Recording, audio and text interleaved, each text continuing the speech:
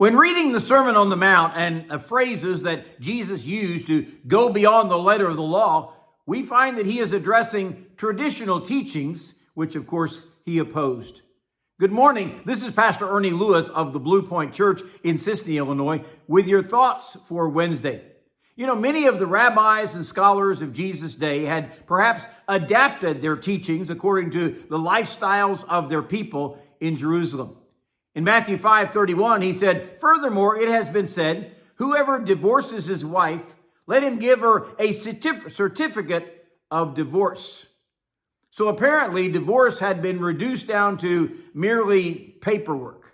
You know, even in our country today, there have been certain grounds that are reported for a divorce. Perhaps one party is abusing the other, or adultery is involved in the relationship. But in today's society, that's unheard of because it seems adultery runs rampant everywhere. There are also grounds like irreconcilable differences, not meaning we can reconcile, but generally meaning we will not reconcile our differences. I mean, the fact is, where there are two people, there are always going to be differences, right? And finally, many states have come up with a no-fault divorce law. But we all know that when a divorce occurs, someone is at fault, and perhaps both parties for that matter. A major problem with divorce is it discounts the plan that God has for our lives.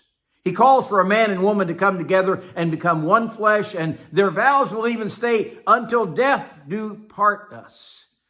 But it takes much less than that to dissolve some marriages today. Not only is divorce acceptable in our society, but cohabitation is more and more practiced with no commitment toward marriage at all and not following God's law for the family. So in verse 32 of that chapter, he said, "But I say to you that whoever divorces his wife for any reason except sexual immorality causes her to commit adultery.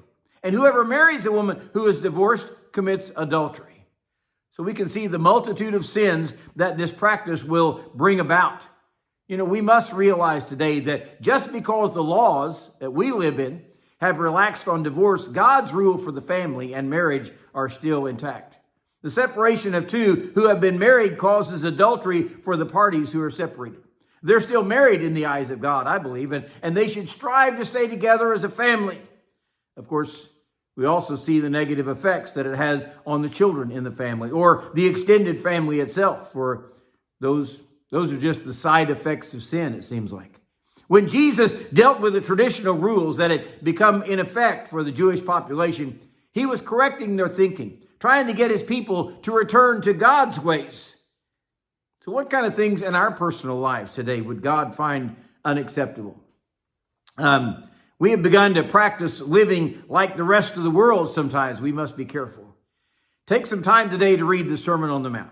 Understand the principles that Jesus pointed out for man to follow in order to be obedient and pleasing to the Lord.